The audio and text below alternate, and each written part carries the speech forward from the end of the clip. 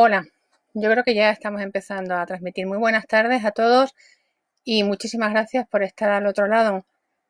Esto que estoy haciendo es nuevo por completo para mí. Bueno, imagino que en estos días todo es nuevo. Yo vivo desde el 12 de marzo, bueno, desde el 11, en un estado de perplejidad absoluto, que a lo mejor como para mirar el mundo está muy bien, pero para vivirlo no está nada bien. Entonces yo creo que estamos todos ahora acostumbrándonos a cosas nuevas. Y esto, desde luego, es una cosa nueva para mí. Así que buenas tardes. Espero que estemos a gusto y que pasemos un rato lo más agradable posible, que nos riamos, que parece difícil, pero vamos a intentarlo.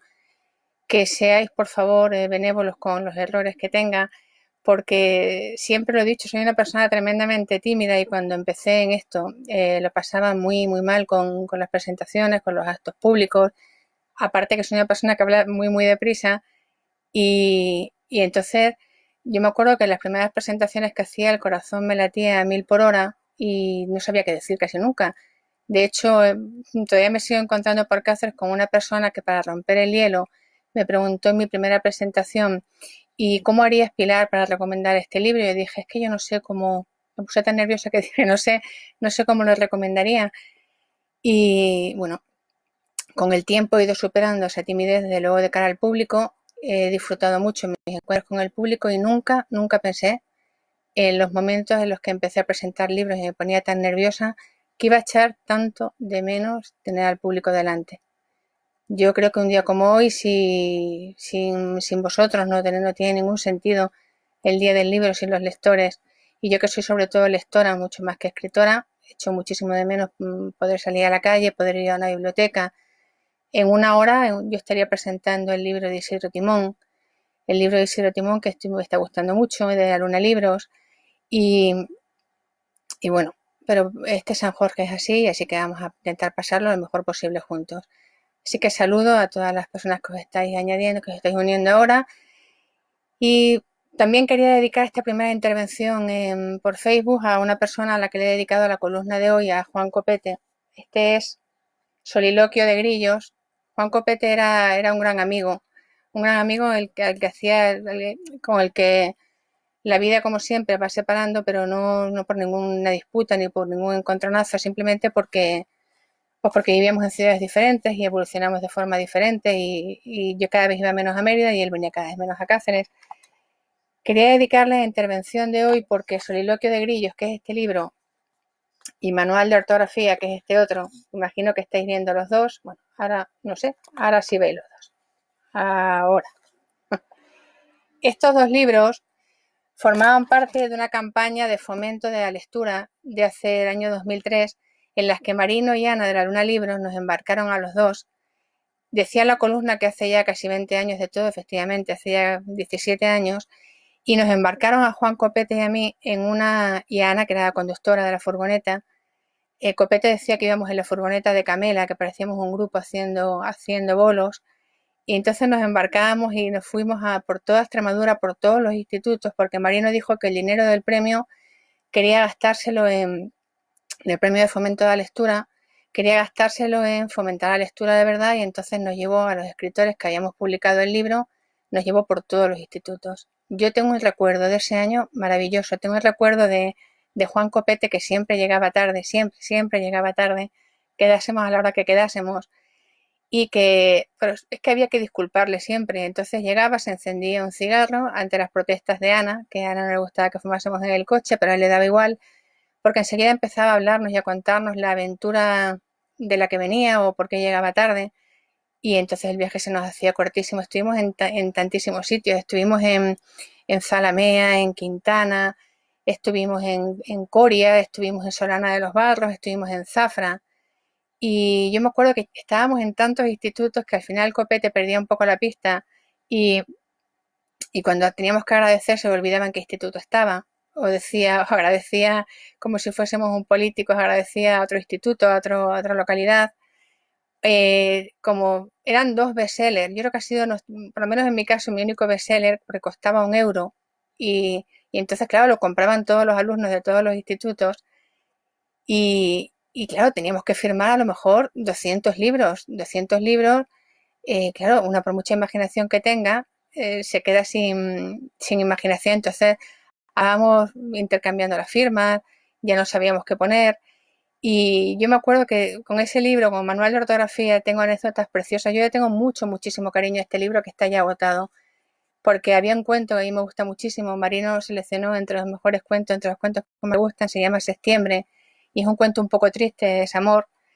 Y en las dedicatorias de ese libro, de esos 200 libros que firmábamos en todos los institutos, yo ponía, por ejemplo, siempre, pues para no sé quién, para que no conozca nunca Septiembre, porque Septiembre es un cuento que está basado en una cita de Almudena Grandes, en la que habla de las personas que están condenadas a vivir eternamente en septiembre, es decir, personas que no son capaces de tomar una decisión, están atrapadas entre el sí y el no.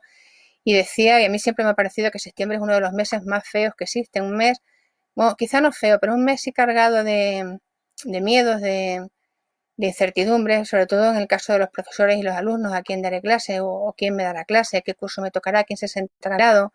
Todavía no es verano, o sea, todavía sigue siendo verano, todavía no es invierno, pero la ropa ya empieza a picar. Entonces es un mes difícil y de eso va de un amor difícil. Y entonces yo firmaba siempre para, no sé, para quien fuese, para que no conozca nunca septiembre. Hasta que una madre muy enfadada me dijo, oiga señora, bueno señora, y entonces tenía 17 años menos, pero bueno, me llamó señora, oiga señora, mi hija las aprueba todas en junio. Entonces Copete le entró un ataque de risa que siempre me lo recordaba. Y también quería dedicarle este libro porque yo, que siempre he sido muy ordenadita y muy tímida, pues iba con un discurso escrito que procuraba no leer, que a fuerza, claro, de tanto ir por los centros, no me lo sabía casi de memoria, pero iba con un discurso preparado. Y Copete empezaba a hablar. Y me decía Copete siempre que parece como se nota que eres profesora con tus papelitos. Y entonces él empezaba a hablar, pero cuando empezaba a hablar, la gente se quedaba con la boca abierta. Entonces quería dedicarle este recuerdo porque han pasado muchas cosas desde entonces, han pasado muchas noches en Mérida. Lo digo en la columna de hoy, en los jueves sociales, que compartimos muchas presentaciones, muchas cañas, sobre todo más esto segundo, muchas firmas de libros, muchas risas y muchas noches de Mérida cuando no había pasado nada irremediable todavía. Entonces me enteré de su muerte por la misma por la que por la misma persona por la que nos presentó, que fue Marino González Montero, ahí al que tengo tanto que agradecer, entre otras muchas cosas, que me presentase a Copete. Entonces quería dedicarle este ratito porque estoy convencida de que si él hubiese estado al otro lado viéndome, hubiese empezado a lanzarme mensajes de viéndome todos los defectos, porque era así y porque nos reíamos mucho y me diría, por ejemplo, Pilarín, porque eso nos lo decía siempre en todos los institutos, tienes una mancha en un diente o se te ha corrido el lápiz de labio o vas sin un pendiente. Entonces sé que me estaría sacando todos los defectos posibles y por eso me encantaría dedicarle esta intervención. Y también me gustaría deciros que por favor, si queréis hacerme preguntas o queréis mandarme un mensaje, yo dejaré un tiempo al final porque tampoco quiero hablar mucho para no marearos y responderé a todos, porque si voy respondiendo me parece que me voy a volver loca porque no acabo de enterarme muy bien. Entonces os pido paciencia. Yo quería contaros lo que os cuento siempre y quería animaros y quería que nos riésemos. Yo quería empezar contando, bueno, por qué escribe uno, por qué me dedico a escribir, por qué, porque uno al final acaba juntando letras, aunque yo que soy una paseante y redenta, yo se me ocurren las cosas cuando paseo y cuando escucho. Ahora tengo bastante mermado el campo de acción, pero aún así intentaré hacerlo. Yo voy a contaros brevemente y me podéis hacer luego preguntas porque no quiero aburrir. Siempre cuento, cuando me preguntan, bueno, Pilar, ¿y por qué escribes? ¿Por qué te dedicas a escribir? Y cuento siempre lo mismo, que muchos de vosotros ya lo habéis oído. Yo nunca supe muy bien por qué me dedicaba a escribir. También porque, también lo he contado muchas veces, porque claro, uno se repite, a fuerza de tanto hablar, uno acaba repitiéndose. Yo soy la pequeña de 5 hermanos. Soy la pequeña de 5 hermanos mis 4 hermanos son muy guapos, mis hermanos son altos, rubios y con los ojos azules. Y como veis, somos parecidísimos. Y mis hermanas son morenas y con los ojos verdes, son muy guapas. Y cuando íbamos por Navalmoral de la Mata, que es mi pueblo, un pueblo al que estoy muy unida y que tengo muchísimo cariño, cuando íbamos por Navalmoral de mi madre, que era maestra, y nos llevaba a los 5, entonces yo me acuerdo cuando nos cruzábamos con la gente, le decían a mi madre, ay Carmina, ¿qué hijos más guapos tienes? Mi madre era una mujer muy guapa.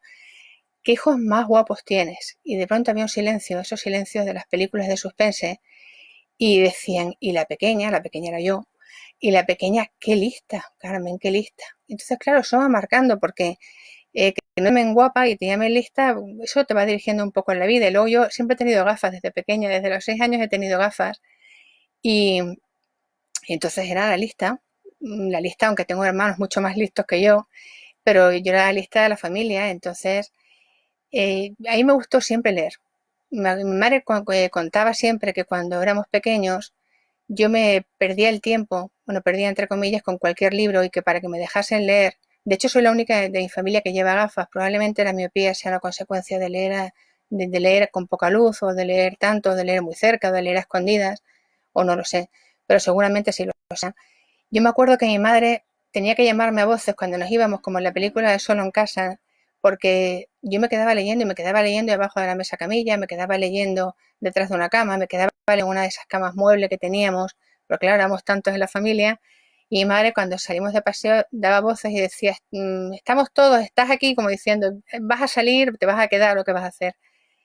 Y yo me acuerdo que años después, cuando mi madre no sé por qué extraña razón, a las hermanas a un colegio de monjas en Navalmoral, mi madre que era profesora maestra en la escuela pública, mi padre era profesor en la pública, y nos llevó a las 3 hermanas a un colegio de monjas, del que guardo muy buenos recuerdos, la verdad. Y yo me acuerdo, bueno, de hecho en ese colegio de monjas gané mi primer premio en un concurso.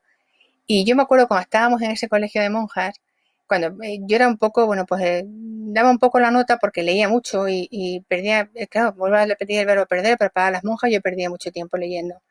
Y no me ceñía nunca las respuestas y le decía a mi madre, tienes que centrar a Pilar porque Pilar es muy fantástica, Pilar se va por las nubes. Y luego encima me pusieron las gafas con 6 años, así que os voy a contar. Entonces yo me acuerdo que mi madre, cuando ya empezamos a irnos fuera a estudiar la carrera, cuando ya mi madre iba a ver a una de las monjas y me acuerdo que la monja nos contaba a mi madre, le preguntaba, bueno, Carmina, ¿qué es de tus hijos? Entonces mi madre se ponía muy orgullosa y contaba, pues la mayor es profesora en la universidad, qué bien, qué bien, y tiene una hija, el mayor es químico y está en Madrid, qué bien, y tiene 3 hijos, muy bien, muy bien.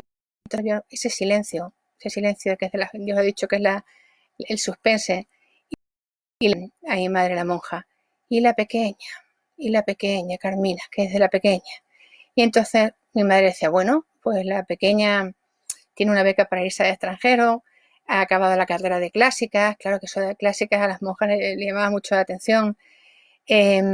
Bueno, pues está ahí, tiene una beca, ha ganado algún premio. Entonces la monja, nos contaba a mi madre, le cogía la mano entre las dos y le decía, esa niña se ha casado, tiene hijos, se ha comprado un piso. Y mi madre decía, no, todavía no. Entonces le decía a la monja, no te preocupes, Carmina, ya vencerá. El caso es que no vencí. La prueba es que estoy aquí delante. No vencí y me dediqué a leer, sobre todo a leer. Yo, como yo digo, como Fernando Sabater, si hubiese encontrado una carrera en la que me pagasen por leer, es lo que hubiese hecho. Y escribir yo creo que es una consecuencia directa de leer. Yo lo digo en los talleres literarios, si uno lee mucho, acaba queriendo escribir, porque no le gusta un final, porque quiere cambiar un principio, añadir algún personaje, y porque se te llena la cabeza de historias, un poco como a Don Quijote.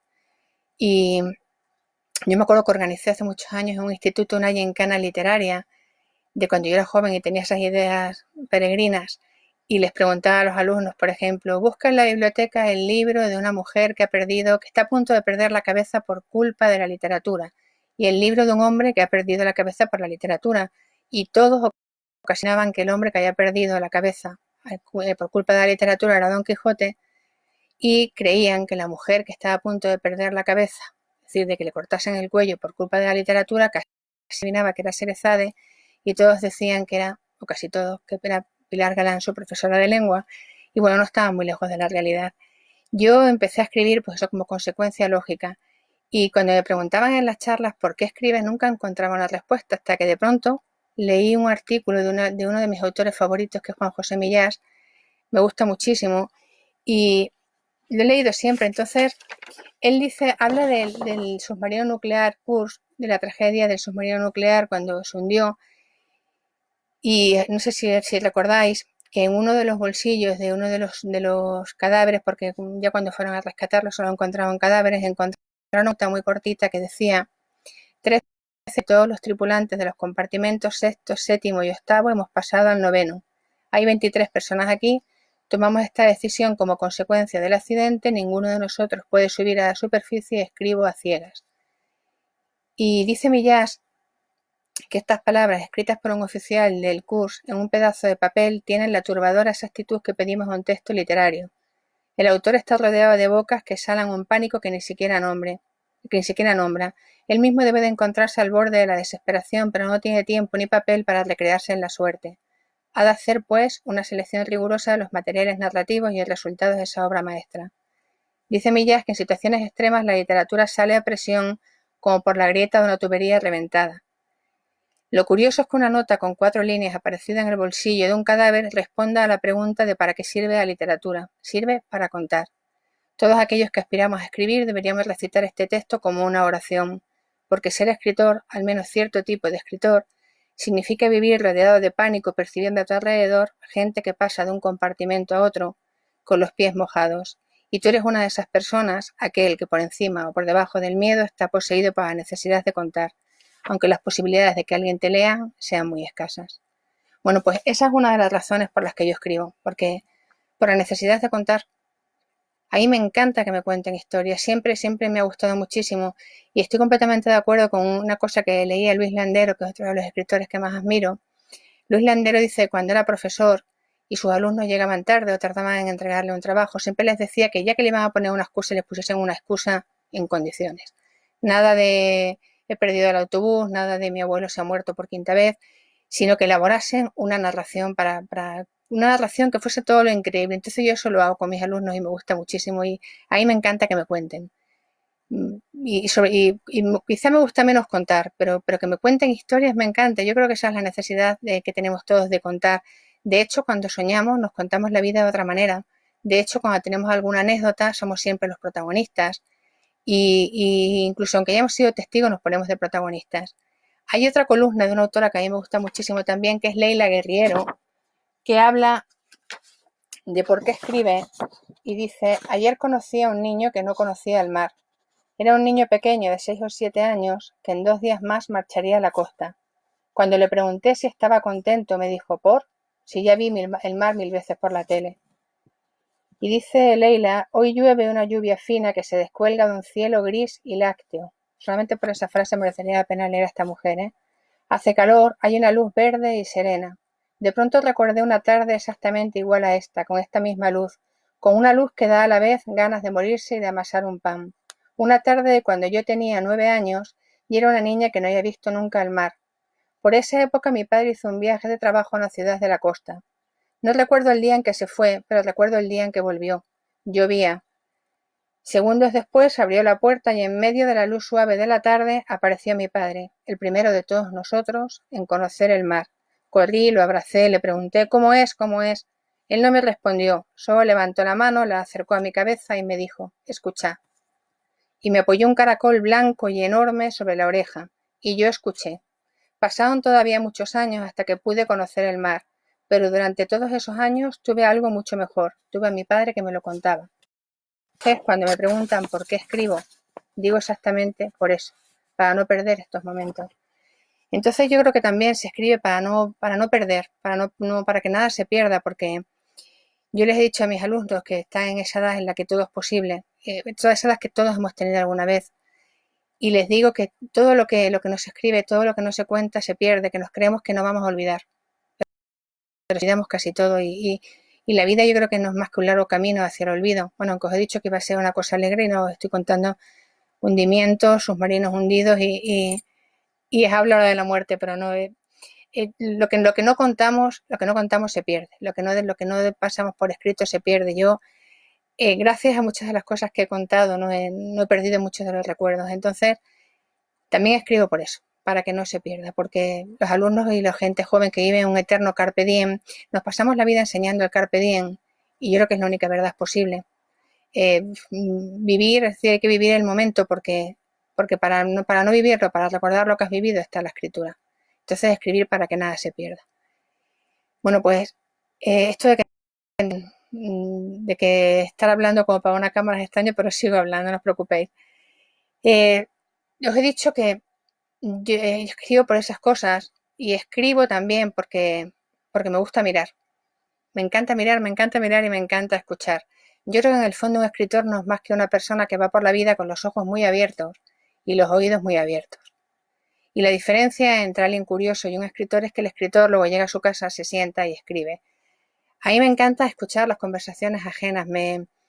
Yo soy esa persona que en la cola del banco, un sitio aburrido, en la cola de Hacienda, se dedica a escuchar los retazos de las conversaciones ajenas e intenta unirlos, intenta ver cómo acaban. Soy esa persona que, perdón, soy esa persona que va por la calle y le encanta captar conversaciones o en la playa de Huelva, va de paseo detrás de dos mujeres y va cazando lo que escucha, lo que dicen y va escuchando cosas fantásticas que luego uno utiliza en sus libros, como por ejemplo le pregunta a una señora a otra, eh, ¿has leído el libro del pijama de rayas? Y le dice, el libro del niño del pijama de rayas y le dice la otra, no hombre, no, yo no leo, yo soy más de películas. Y esa frase a mí se me quedó dando vueltas en la cabeza hasta que lo escribí en un cuento. Me encanta. Yo hacía muchos años que no viajo en autobús, pero durante mucho tiempo tenía un taller literario en Navalmoral, un taller que era una maravilla, que tuve durante muchos años y que me enriquecía muchísimo, y en el que eran tan encantadores que me acompañaban porque como tenía clase por la mañana y viajaba también, iba y venía al instituto, para no conducir por la tarde y volver de noche, lo que hacía era coger un autobús que me dejaba aquí a las 12:30 de la noche, un autobús que en teoría salía de Navalmoral a las 9:30 de la noche, pero era un autobús que de ruta llamaban, que paraba absolutamente en todos los sitios. De hecho, eh, una vez se bajó una pareja conocida en Navalmoral que venía de un viaje a Egipto y me dijo él, Pilar, hemos tardado más en viajar de Madrid a Navalmoral que del Cairo a Madrid. Y era verdad, porque paraba absolutamente en todas partes. Y era un autobús que a diario lo cogía gente yo creo que trabajaba en Madrid y tenían cierta confianza con el conductor, o por lo menos tenían cierta relación, porque el autobús llegaba a la estación de autobuses a las 9 o así, el conductor tenía que comer y la hora de salida era aleatoria, es decir, uno podía salir veces más tarde, otras veces antes, entonces llegabas allí, los alumnos del taller se quedaban conmigo y yo me montaba en ese autobús que era eterno. Entonces, en ese autobús, conversaciones, yo creo, de mi vida, porque la gente en el silencio de la noche se apagaban las luces, sacaba el móvil y hablaba y hacía lo que hacemos todos nosotros cuando hablamos con el móvil, que creemos que nos cae encima una mampara, y hablaban de intimidades, hablaban de divorcios, hablaban de todo. Yo me acuerdo de una conversación de dos monjas que iban a Trujillo, que se paraban en Trujillo, y le decía una monja a otra, yo no soy racista, pero, y a partir de ahí, de ese pero, que es un pero narrativo maravilloso, porque uno sabe en cuanto escucha ese pero, sabe lo que va a venir detrás. Es como cuando no quiere hablar mal de nadie, pero, y entonces ese pero narrativo. He escuchado conversaciones fantásticas, porque además la gente hablaba, he escuchado conversaciones sobre el origen de las especies en los peces, he escuchado conversaciones absurdas que luego también me ha servido para muchos de mis cuentos. Por ejemplo, cuando llegábamos a Trujillo siempre había una señora que decía, ¿qué tiempo hace por ahí? Le preguntaba a su hijo que le esperaba en Cáceres. Yo me imaginaba la respuesta del hijo, pues ¿qué va a ser, señora? Si estamos en Cáceres, estamos a 3 cuartos de hora en este autobús, ¿qué tiempo va a hacer? No, no es un tiempo tropical. Y entonces, bueno, pues un escritor no es más que una persona que mira y que tiene una mirada distinta sobre las cosas y que las escucha y las cuenta.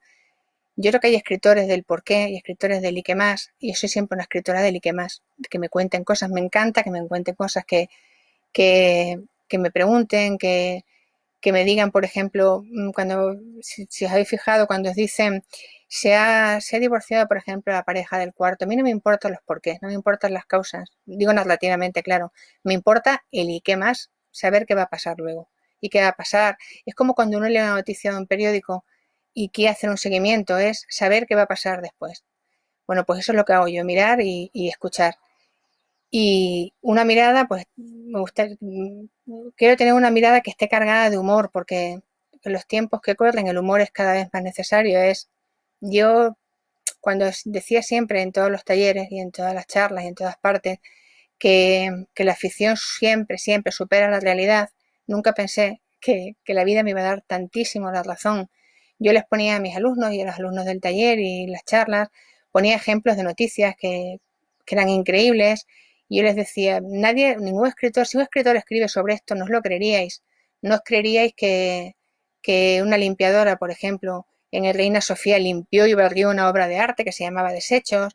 No os creeríais la historia de ese preso que justo cuando le van a hacer la autopsia se mueve dentro de la bolsa negra porque estaba en un fenómeno cataléctico, o, o todas esas historias que leemos y nos parecen increíbles y son ciertas porque la realidad siempre supera la ficción, pero si me llegan a decir que estábamos viviendo esto, no lo hubiese creído nunca.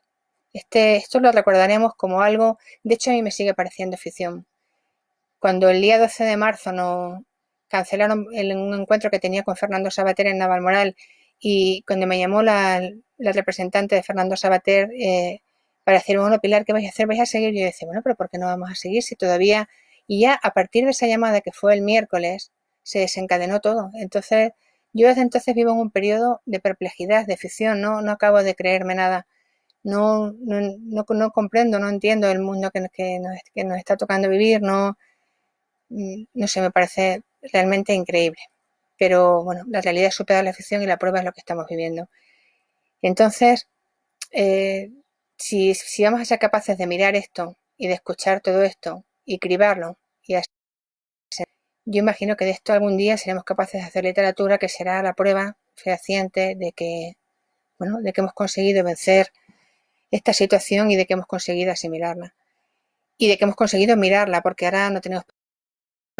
A mí me gustaría tener sobre esta situación la mirada por ejemplo, de Eduardo Mendoza, que es otro de mis autores favoritos, la mirada de Eduardo Mendoza de Sin Noticias de Ur.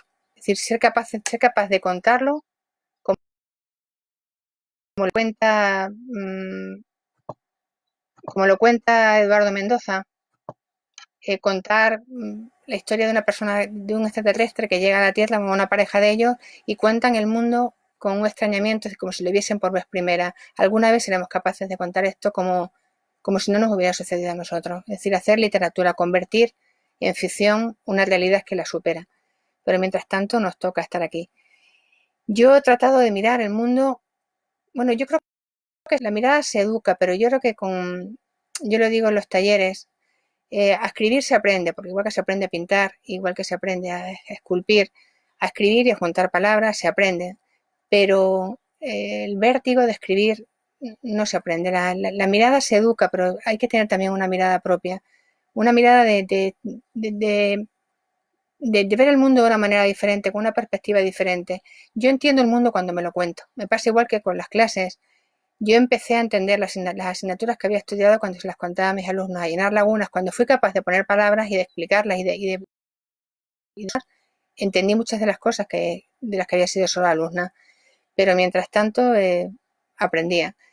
Entonces, esa mirada no se educa. Yo intentaba tener una mirada de distanciamiento, porque implicarse en lo que uno cuenta tanto, yo creo que no me gusta la autobiografía. Creo que el reino de la ficción es tan amplio que uno puede teñir de autobiográfico su escritura, pero siempre con un distanciamiento. Entonces yo he intentado de reírme absolutamente de todo. He intentado mirar el mundo con humor. Creo que es la única defensa posible. Ahora con lo que estamos viviendo me resulta bastante difícil. Yo no he sido capaz todavía de hacer una columna de humor. Y luego ha pasado lo de Juan Copete y uno ve las noticias de ancianos, habla con algunos ancianos amigos que están mal. Teníamos un proyecto precioso en mi instituto que se llamaba Contamos con vosotros, que era un proyecto en el que mis alumnos iban a contar historias a la residencia Cervantes de Cáceres y ellos venían a nuestro centro, bueno, de hecho vinieron pocos días antes, me parece que fue el 7 o el 8 de marzo, no me acuerdo bien, y vinieron a contarnos historias y estábamos leyendo que parece bueno, Virginia Iscorbe lo sabe, parece una premonición terrible. Estábamos leyendo el diario de Ana Frank, mis alumnos adaptados y el club de lectura de la residencia Cervantes sin adaptar, y tuvimos un encuentro para dialogar. Y ahora en mayo hubiésemos tenido otro encuentro, que por supuesto se ha cancelado, se ha aplazado, y a mí me parece terrible pensar que esas señoras, porque eran casi todas señoras, que esas señoras pueden estar viviendo una situación así, pueden estar separadas de sus familiares. Yo y no recibir visitas, estar asustados y bueno, y siendo capaz de hablar con humor, pero a lo mejor no suele ser en concreto, pero sí he tenido una mirada, sí he tratado siempre de reírme un poco de lo que me pasaba, sobre todo lo que me pasaba a mí, porque yo creo que si uno es capaz de reírse de sí mismo, luego tiene todo, vamos, tiene el campo ganado para reírse de lo que quiere. Yo me río muchísimo de mí, además porque me pasan un montón de cosas. Bueno, no es cierto lo que acabo de decir, no es que me pasen muchas cosas, es que me pasan, y en el librito este que yo os decía, el de manual de ortografía, este libro de aquí, yo tengo anécdotas divertidísimas, es no solamente la de septiembre, en una feria del libro extremeño, porque el libro, acordaos que costaba 1 € y yo acababa de empezar a escribir, y en esa feria, cuando yo pasé por delante de los puestos de los libreros, antes de la presentación, estaban todos mis libros y me dijo uno de los libreros, a ver si tienes suerte, Pilar, y vendes alguno. Y dije, hombre, por 1 € a lo mejor, quizás, no sé.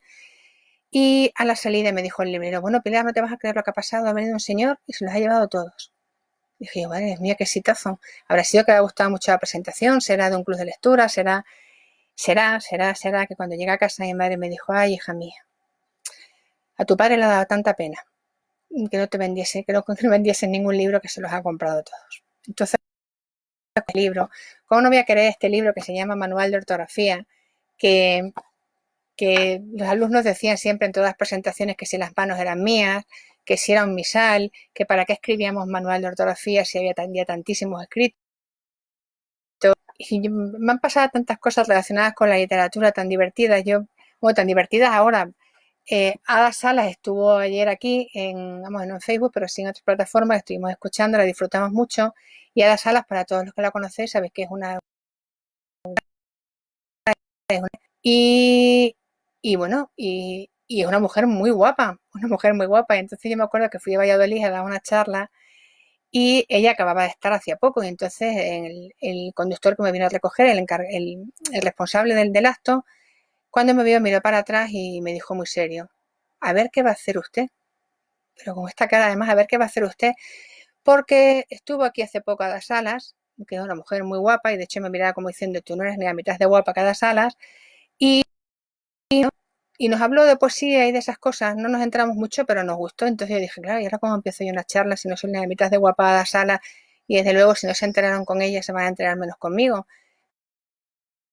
Pero en charla, y empiezas agradeciendo a la ciudad que te ha recibido y hablas de Miguel Delibes, y alguien del público y dice muy entusiasmado, bueno, Delibes está muy bien, pero Gabriel y Galán está mejor, porque usted es la familia suya, ¿no? Entonces, claro, ya con esas cosas, ¿cómo no te vas a reír? ¿Cómo no te vas a reír con ese respeto que yo decía que tengo a las personas mayores? Si, si estás en un jurado, por ejemplo, en un jurado y hay un señor mayor que te dice siempre en el jurado, ay, Pilar Galán, qué poesías más bonitas escribes. Yo no he escrito un poema en mi vida, ¿eh? Porque, para empezar, porque tengo un respeto enorme a la poesía. Creo que todos los cuentistas deberíamos leer poesía, pero no para aprender el arte exacto de la palabra, pero escribirla solamente quien esté dotado, que a mí me resulta muy difícil.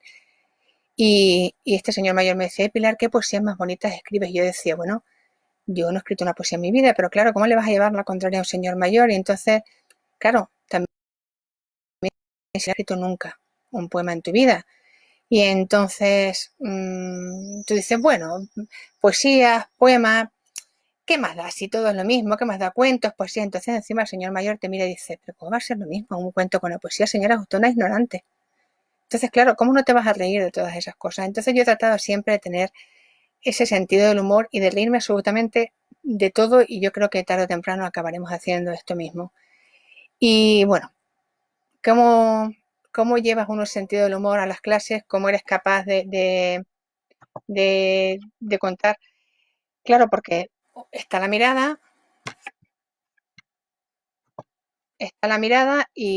pero también está cómo se te ocurren las historias. Yo he dicho que nos íbamos a reír, entonces, aunque me lo habéis escuchado 1000 veces, como lo que quiero es que nos riamos, yo os voy a hablar de cómo se me ocurren las historias. He dicho que, por ejemplo, yo les recomiendo a mis alumnos siempre que lean, o sea, que lean no solamente literatura, que lean los periódicos, porque todas las historias del mundo, cualquier historia está ahí. Uno coge un titular y está que responda a 6 W, a qué, quién, cuándo, cómo, dónde y por qué, y solo tiene que completar. Si hojeamos los periódicos de estos días, encontraremos mil historias, que otras cosas que las queramos contar o no. Historias de realidades que supera la ficción, historias maravillosas de la cantante Madonna, que por ejemplo denuncia a unas pobres monjitas para vender dulces, que se llama Madonna, y ella las denuncia cuando tiene otra cosa que hacer, o lo de la limpiadora que os he dicho de Reina Sofía, que va a dar una obra de arte, que a mí me parece que es la mejor crítica que se puede hacer. ¿Y de dónde saco más inspiración? Pues por ejemplo de mis alumnos, desde un respeto absoluto, porque siempre he odiado las antologías del disparate. A mí me parece que ejerzo la profesión más hermosa del mundo. Por ahora lo sigo pensando. Creo que ellos siempre tienen 15 años y eso es un reto, 16 o 17, 18, y tú vas envejeciendo. Tus referentes ya no son los suyos, nunca lo han sido, porque además no hay nada más patético que un profesor entrando en el aula creyéndose a la altura de sus alumnos, no a la altura, es decir, ese profesor que teníamos todos, que ya era antiguo entonces, que nos decía qué pasa tronco cuando ya nadie lo decía, entonces los referentes ya no son los mismos, pero a mí me sigue maravillando su capacidad creativa, me sigue maravillando que sigan siendo como el cuento del traje nuevo del emperador. Me sigue pareciendo increíble que tengan esa capacidad absoluta para decir la verdad. Cuando me ven, Pilar, te hemos visto en el periódico, Pilar, te hemos visto en la tele, y dice uno siempre, Pilar, es que eres famosa, y otro siempre enseguida dice, pero ¿cómo va a ser famosa? ¿No ves que está aquí trabajando? Que dice mucho también de su idea de ser famosa. O cuando se meten con los títulos de mis libros, cuando me dicen, Pilar, ¿cómo se nota que eres de lengua? Crédito imperfecto, otro se llama Manual de Ortografía, otro se llama Ocran Sanabu. Entonces son libros, otro se llama Grandes Superficies, que tampoco sabemos muy bien de qué va, qué habla de Carrefour, Pilar. Pues no, pero son muy críticos y, son una fuente de inspiración inagotable, porque a mí me sigue maravillando, digo, eh, el, el camino que hay entre lo que yo digo en clase y lo que ellos comprenden, por ejemplo. Que es todo eso que se pierde y esa capacidad creativa, esas metáforas, esas cosas que dicen los alumnos que mejoran. Por ejemplo, el otro día me hizo uno una redacción maravillosa sobre el Museo del Louvre, es decir, que mejora muchísimo más el nombre. Y entonces, ¿cómo no vas a contar esas historias? Que yo he intentado utilizarlas en todos mis libros como un respeto absoluto, porque me parecen mucho más creativos que yo. Nadie supera esto. Nadie supera, por ejemplo, a esa alumna de un instituto, no voy a decir el nombre, en el que yo estaba explicando el Renacimiento, y que es una de las épocas que a mí me parece maravillosa, porque llega un momento, yo creo, en la vida de un profesor en el que a lo mejor sucede una vez al año, o siendo optimista una vez al mes, en la que tú captas su atención, no sabes muy bien por qué, y estás explicando justo lo que ellos quieren escuchar. Entonces ese momento es mágico, es como y a mí me pasa muchas veces con la época que a mí me gusta más de ser un país distinto, no mejor ni peor, distinto. Y entonces es verdad que me gusta mucho explicarlo. Y entonces levantó la mano una alumna y me dijo, oye Pilar, de ese Lutero que está usted hablando, yo me he leído un libro y dije, bueno, Dios mío, esto es una revelación. Y un libro, te has leído un libro de Lutero. Y, y, y ¿qué libro te has leído? Y dice, anda, pues el mismo que toda la clase, Pilar. Nos hemos leído Lutero y yo. Claro que es un libro magnífico de Juan Ramón Jiménez, claro, sobre ese alumno que te espera en la mitad del pasillo, cuando tu padre está ingresado, y, te he visto llegar con las ojeras, te he visto llegar después de las noches en blanco, te he visto descompuesta, y si te espera en mitad del pasillo con todo el cariño del mundo, te dice un alumno primero de la ESO, Pilar, ya irás teniendo ganas de que se muera tu padre, ¿no? Como diciendo, a ver si ya descansas de una vez, pero no te puedes enfadar con él porque te lo dice desde el cariño absoluto.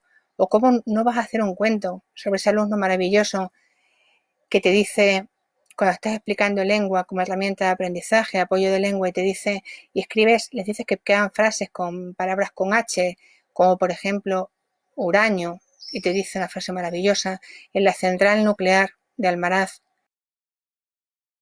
que es una greguería que no es capaz de superar la Gómez de la Serna. Y es decir, ¿cómo no vas a escribir sobre todo eso? ¿Cómo no vas a escribir sobre el alumno que te hace una redacción sobre el verano de su infancia? La mejor redacción que he leído en mi vida, mejor síntesis narrativa. Y ya he contado muchas veces, pero voy a contarla aquí porque he dicho que nos íbamos a reír. Cuando le pides que describa el verano de su infancia, todos los que somos de pueblo sabemos de lo que estamos hablando, porque todos los que somos de pueblo sabemos en qué consiste un verano de la infancia. Tú vas a la Garganta o a la piscina, entonces este alumno me dijo, Pilar, ¿Puedo repetir palabras? Le dije, anda, claro. Entonces me entregó una síntesis narrativa maravillosa que empezaba así. En verano voy a la piscina de mi pueblo y me tiro y me salgo, y me tiro y me salgo, y me tiro y me salgo, y así lleno un folio entero. Que no me digan ustedes que no es la mejor síntesis narrativa que han oído. Entonces, ¿cómo no vas a contar? ¿Cómo no vas a hablar sobre eso? ¿Cómo no vas a dar una oportunidad de que los alumnos te cuenten, o sea, de contar y poner por escrito todo lo que los alumnos te han contado? Entonces yo tengo un respeto infinito por todo lo que me dicen e intento ponerlo. De hecho, les he escrito uno de los cuentos de mi último libro, que es La vida es lo que llueve, que es un libro bastante triste. Es un libro bastante triste porque yo, que siempre he dicho que miraba la vida con humor y con mucha risa y que era capaz de reírme de todo, perdí esa mirada con la muerte de mi padre. Mi padre había sido mi profesor de lengua y tuvo una muerte espantosa. No funcionaron bien los servicios paliativos, tuvo una agonía larga. Entonces yo me enfadé muchísimo con el mundo. Me enfadé muchísimo con el mundo porque, no sé, dejé de mirar al mundo, me pareció todo muy pesimista, todo muy negro. Y como perdí mi capacidad de mirar, perdí mi capacidad de contar. Y entonces iba por la vida sin contar el mundo, y como no lo contaba, no era capaz de explicármelo. Y es verdad que el tiempo acaba poniendo todo en su lugar, y es verdad que la tristeza se atenúa, pero no se acaba nunca. La tristeza sigue ahí y te acuerdas. Entonces yo veía todo negro y me salvó esa tristeza negra y de entender el mundo todo tan, porque todo me pareció horrible, me salvaron dos cosas: la literatura, porque a veces la literatura es un consuelo. La literatura no tiene que ver con la vida, ojalá tuviera que ver, pero sí es un consuelo. Y me salvaron mis alumnos otra vez, porque ese año justo me dieron traslado del centro donde llevaba 11 años, y me dieron traslado a Cáceres, y mis alumnos, que me habían visto tan triste, unos alumnos a los que yo había suspendido del orden de 4 o 5 veces, me prepararon una despedida con una carta anónima a todos, y que ponía, firmaban tus alumnos tuyos con ella, lo que decía mucho de mi capacidad de enseñanza de lengua. Y entonces, cuando me entregaban la carta anónima que habían firmado todos, me decían que me iban a echar de menos, que bueno, que había sido muy pesada en las clases, que les había dado mucha guerra con las B y las V, y me decían al final: todos te vamos a echar de menos, todos hasta Alberto. Y yo, cuando me levanté la mirada y vi a Alberto con la mirada contento, como diciendo: no vas a ver que soy yo, porque la carta anónima. Y mi padre murió en diciembre y eso fue en junio. Creo que fue mi primera risa, la risa esta floja que es tan sanadora. Entonces quería acabar, porque estoy hablando muchísimo, y quería acabar con dos cuentos de ese libro, uno dedicado a los alumnos y otro para que veáis cómo hasta de la tristeza absoluta se puede hacer literatura. Después de la muerte de mi padre han pasado otras cosas irreparables, pero no vamos a hablar de cosas tristes. Mi madre, que era una mujer muy sabia, decía, que luego se lo escuché a una ganadora de un concurso literario. Mi madre decía, qué bien estábamos cuando solo estábamos al regular. Y es verdad, que ojalá nos hubiésemos quedado en ese regular en el que estábamos. Entonces os voy a leer un cuento que se llama Alumnos, que está en este libro, y a ver si lo encuentro, y con eso vamos a acabar. Eh, si soy capaz de encontrarlo, claro. Junio. Y es un poco una nota de humor también para selectividad junio. Los sintagmas nominales: jovellanos y un señor de Murcia, el acto cuarto de Hamlet, ser o no ser, honor a ese, ya da igual, Romeo y Dulcinea, Don Quijote y Julieta, la pasiva absoluta, ablativo el reflejo, el auristo sajón, la desamortización de Montesinos, la cueva de Mendizábal y los gritos de mi madre por la ventana del patio. Ni se te ocurra que van a pensar los vecinos, mientras los apuntes de selectividad no volverán como las oscuras golondrinas y el verano se extiende interminable. Y quería leeros un cuento con el que acaba, un cuento que en el fondo tiene una anécdota divertida. Se titula Sara Montiel no es mi padre, y ya os dejo tranquilos, ¿eh? Se titula Sara Montiel no es mi padre porque está basado en un hecho real, porque ya os he dicho que la realidad supera la ficción. Cuando tuve que dar de baja el teléfono de mi padre, que fue una peregrinación horrible para darlo de baja, pues al final, cuando apareció en mis contactos de WhatsApp una señora con el número de teléfono de mi padre, la señora era como Sara Montiel, era idéntica a Sara Montiel, pero era el número de mi padre, claro. Y a partir de ahí todo es ficción. Entonces dice, contra todo pronóstico, dar de baja el teléfono móvil de mi padre resultó muy fácil. Solo hubo que llamar a la compañía, estallar en sollozos descontrolados y enviar una copa de certificado de defunción lo antes posible. Más difícil fue tratar de borrar su número de mi agenda, o no marcarlo, o eliminar uno a uno sus mensajes de voz, esas peroratas interminables que soltaba cuando creía que no habíamos cogido el teléfono. Y de pronto, cuando pensaba que ya me había desprendido de todo, apareció su número en mis contactos de WhatsApp. Papá está en línea, decía la pantalla del móvil. Solo que papá era ahora una señora con pelucón a los Sara Montiel que sonreía desde la foto retocada del número que había pertenecido a mi padre. A tu nieto se le ha caído un diente, le escribí sin saber muy bien por qué. Te echamos todos de menos. Tomas todas tus pastillas. Sara Montiel se tomó su tiempo para contestar. Disculpe, creo que se ha equivocado. Tecleó a una velocidad de caracol. Hoy ha empezado el colegio, continué yo. El pequeño pregunta por ti. Disculpe, no soy la persona que creía. Sin querer darme cuenta, me acostumbré a enviarle uno o dos mensajes cada día. Al principio yo respondía casi enseguida, y lo extraño era que siguiera leyendo mis mensajes o que no me bloqueara o eliminara de sus contactos. Tal vez se había hartado o no sabía cómo hacerlo. Gracias a la locura de mi padre. No lo sé. Poco a poco escribirle se convirtió en una obligación gozosa. Me acostumbré a avisar de mis salidas, de mis llegadas, como cuando aún era hijo, de los pequeños, de las visitas al médico, de las notas.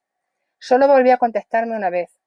Ha muerto mamá, escribí un día de diciembre, bajo una luz mantecosa que no parecía de invierno. 3 horas después me llegó un breve mensaje. Lo siento mucho, hijo. Hubiera marcado su número en ese instante, pero el velatorio empezó a llenarse de gente. Mi mujer me quitó el teléfono y desde entonces no he tenido tiempo de nada. Además, desde que he dado de baja el móvil de mi madre, no sé muy bien qué pensar. En mis contactos, mamá era un chico joven, con raya de futbolista y tupé a lo Elvis. No creo que haga buenas migas con Sara Montiel, aunque nunca se sabe. Ella siempre estuvo muy cerca de los jóvenes. Y además fue musa de los homosexuales. Esto último me confunde un poco. Encima seguro que ninguno de mis hermanos es capaz de entenderlo, y menos mi mujer. Eliminar el número de mi padre de mis contactos apenas me ha llevado un segundo. He dudado un poco más con el de mamá. Te quiero mucho, le he escrito de despedida. Y de regalo le he mandado cientos de corazones y una sevillana, como me ha enseñado mi hijo. A Sara, que a pesar de ser folclórica, siempre ha sido más seria, solo le he mandado una foto de cuando todos éramos pequeños. Era él, canoso y bajito, sin ningún avalorio. Nada que ver con lo que es ahora. No he querido esperar su respuesta. Ahora que están los dos juntos, seguiré escribiendo. Pues muchísimas gracias por escucharme. Espero no haber que nos hayáis mareado mucho porque me he dado cuenta de todo lo que he hablado. Yo pensé que no iba a hablar casi nada y de pronto miras todo lo que he hablado. Y bueno, me gustaría por lo menos que os hayáis reído un poco, que me hayáis escuchado 1000 veces. Y prometo nuevas historias cuando pueda dar clase que no sea virtual, porque dar clase virtual es un rollo. Y, bueno, y espero que nos riamos de todo esto. Y si tenéis alguna pregunta y soy capaz de verla,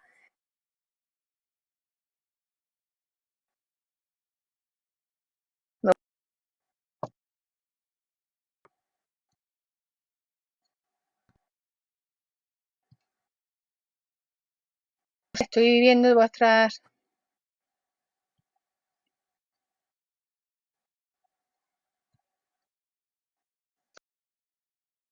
Como quedan 10 minutos para los aplausos, pues no quiero que interrumpáis esa costumbre y sí me gustaría de verdad que os rieseis mucho. Y para despedir, aunque he dicho que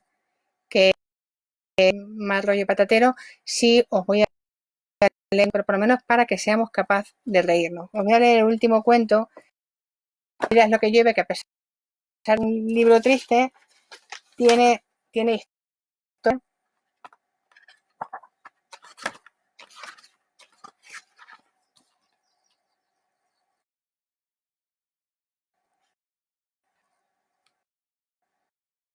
Bueno, yo creo que no os va a dar mucho tiempo a leerlo, pero bueno, os voy a leer un cuento que es un cuento de esperanza. A mis hijos, sobre todo a mi hijo pequeño. Y bueno, me gusta porque además es un cuento tierno y porque nos vamos a reír. Dice, desde que llegaste, tus fuerzas de ocupación han invadido la isla de Gor, tu cuarto y mi vida. No es extraño, yo también preferiría este mundo a un lugar volcánico e inhabitable. Habla de los gormites, que eran unos muñecos de mi hijo, ¿eh? Son un poco raros, casi tanto como su nombre, cortacuellos o devoramentes el místico, delirios del marketing que los ha creado. En mi época los invasores se llamaban Playmobil y mucho antes eran héroes anónimos divididos en indios y valles, que no poblaban islas, sino barcos pirata, castillos o fuertes Comanche. Los que viven con nosotros hace un año. Cuando de noche nos hará que trepen a tu cama. A veces sus aristas me sorprenden cuando camino descalza e incluso hay días en que se cuelan en el bolso y al buscar las llaves mis dedos rozan sus bordes imprevistos. Vivos porque tú les das vida, sonrío cada vez que los encuentro y acaricio su hocico o sus tentáculos. Juegas con ellos pero olvidas devolverlos a su isla cada noche. Y cada mañana al recogerlos me causa una ternura infinita que vinieras a poner todo en su sitio y al mismo tiempo orden. Y bueno, un beso. Voy a acabar con una frase de Fernando Savater, ya que no pudimos disfrutarla en su momento. Una frase de él que me gusta mucho, que dice que mientras la vida continúe y el dolor sea soportable, no hay que dar nunca la aventura por perdida. Muchísimas, muchísimas gracias.